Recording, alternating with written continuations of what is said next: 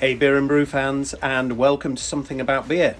It's a crisp Sunday morning and we're going into the brewery today to make an Imperial version of my Bourbon Vanilla Porter. I'm making it generally for my own enjoyment and enjoyment of my friends, of course, but also I'm going to use it for some competitions that are coming up in the next month or so. I hope the beer gods smile down on me and wish me luck. So let's get into it.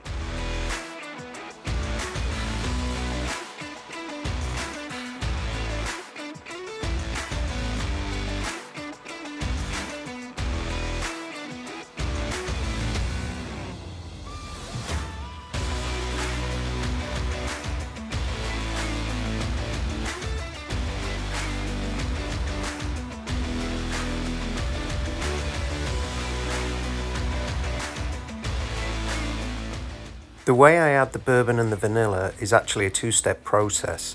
The first one is chopping the vanilla pods up and then making a tincture with a certain amount of bourbon, leaving that for about 2 weeks before adding it directly to the keg. Then I add more bourbon and a good quality vanilla extract into the keg in small doses until the desired flavour is reached.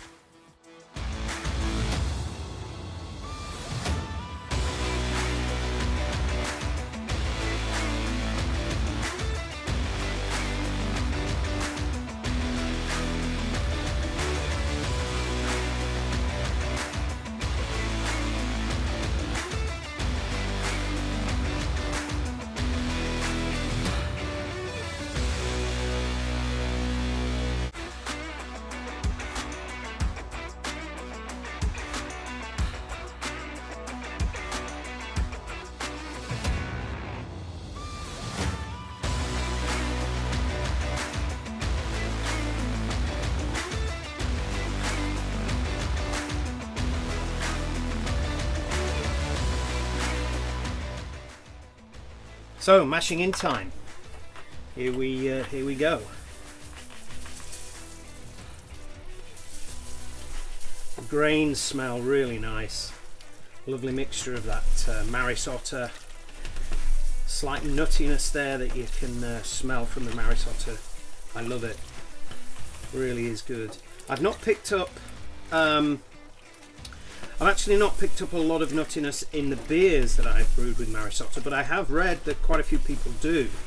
So that's quite interesting that I can actually smell it, but really not pick it up in the beers. Really, I guess it depends on individual palates, etc. But yeah, some of the crystal coming through now from the bucket there. That's smelling good. Yeah, I've got a good feeling about this beer. I hope I haven't jinxed it now though. So I'm mashing at 67 degrees C.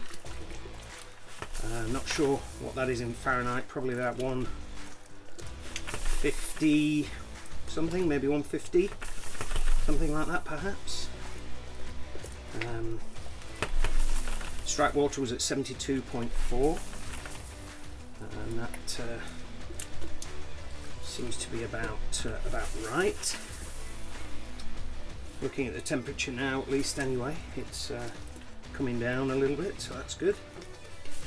I've got some of that chocolate coming through now out of the bucket here. Now starting to smell a little bit more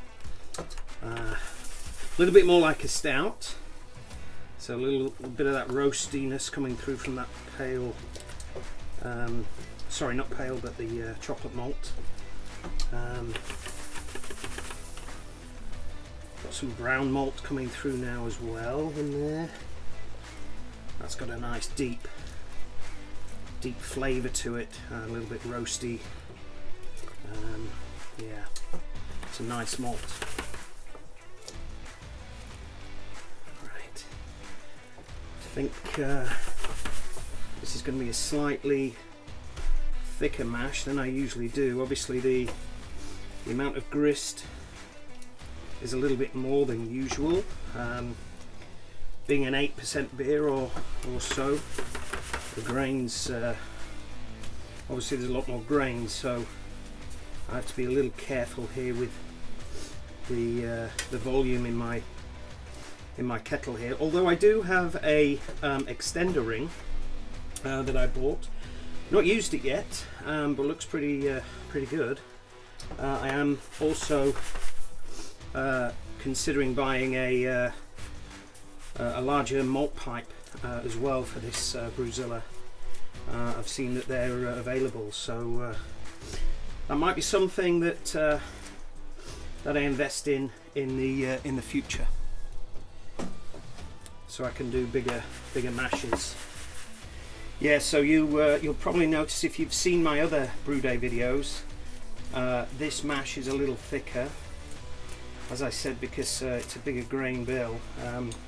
Actually, I could have had a little bit more water in here, to be honest, but it's not too bad. It's actually okay. That's looking pretty good. Don't see any dough balls anywhere. All right, let's get it off the bottom there, make sure nothing's there. Okay, good. There we go.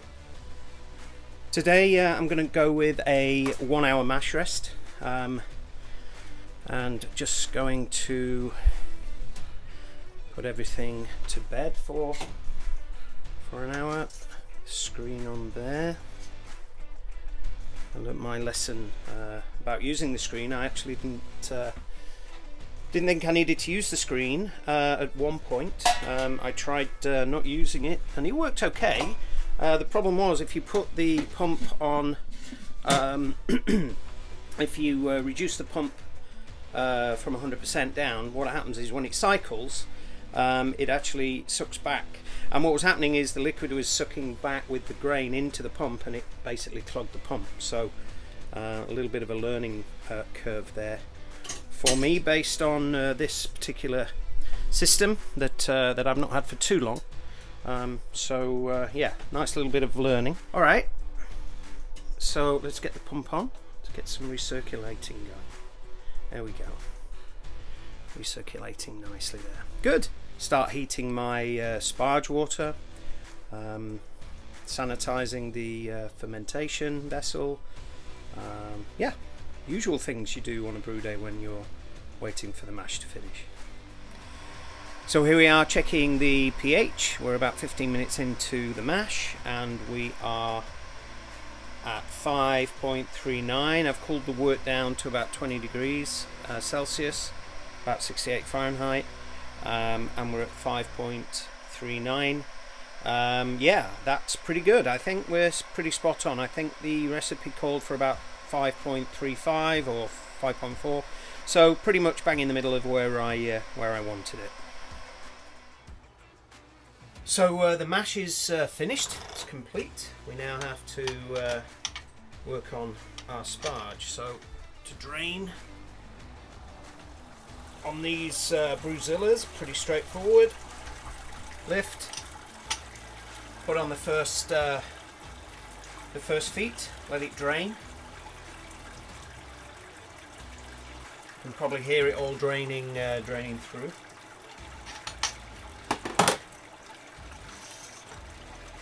Take out the top plate, of course.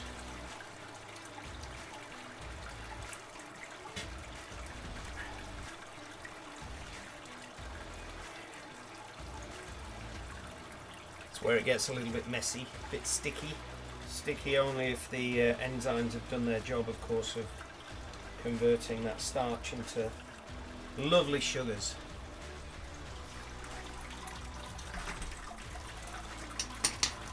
There we go. You can hear it draining through. I've already put the heater on to boil, so that's heating up nicely. And then basically Sparge over the top with a fairly standard sort of Sparge method, whatever method you employ.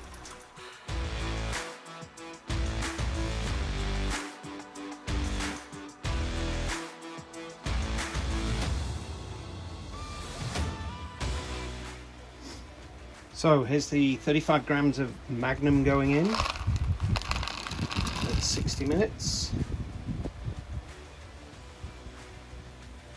That should give us around about 41 IBUs. The rest of the bitterness will come from the Challenger that we add at 10 minutes. And here is the grist bag. I'm hanging up just to cool down before we give that to the chickens for a nice little treat.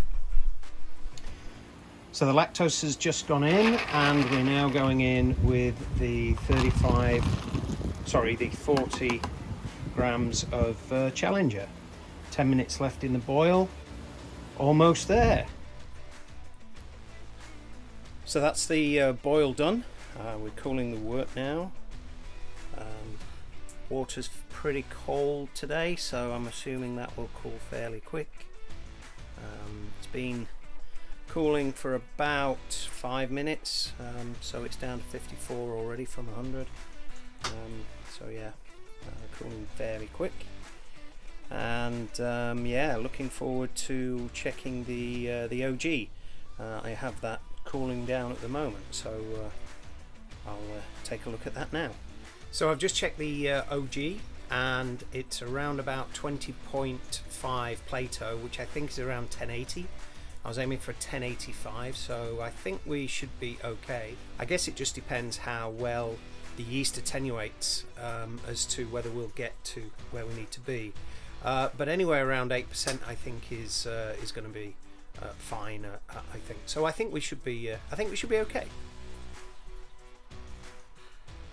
So here we are. We're ready to put beer in the fermenter. Just wheel my my kettle over on my dolly that I made. A little bit of a mess there actually. Got some overspill. And then quite simply just put that in there. Careful when I push the button. Not usually doing this one-handed, but there we go. Alright, then we're transferring now. That's in there. Quite easy and straightforward, so I don't have to mess about lifting equipment in and out of places, so yeah, very handy. So that should technically stay there, but you know how things go sometimes. So I better keep a hold of that. So the brew day is almost over. It's just the cleanup time now. I've got the kettle recirculating through the pump with some PBW and doing its thing. So I'm just taking a quick look at the stats. But before we get to the actual stats itself and the recipe and what I should have hit, just a couple of things really that went. They didn't go to plan really on the brew day. Firstly, I made a very silly mistake. I hit the recirc pump button instead of the heater, and the valve was open, so I almost got a shower of porter all over me. But I was my reactions were pretty quick, so I managed to stop that. It was a little bit of a mess on the floor, but nothing too crazy. I mean, we've all done it, right? So that was that. I'm glad I checked the pH at the beginning of the actual water rather than just look at the calculators. That was low enough. I didn't need to acidify the mash. If I had it done, I guess I'd have been down at maybe below what I wanted to be anyway. So I caught that. But generally, everything else went pretty good. It's a little cool today, so we got quite a lot of condensation in the brewery, but I'm used to that brewing on days that are slightly cool. But I got my fan out and managed that okay. But all in all, I'm pretty satisfied. So let's take a look at the numbers. So looking at the numbers, I see that most of them seem to be there or thereabouts. The one difference I see is post-boil gravity. The recipe asked for 1069. I achieved 1059.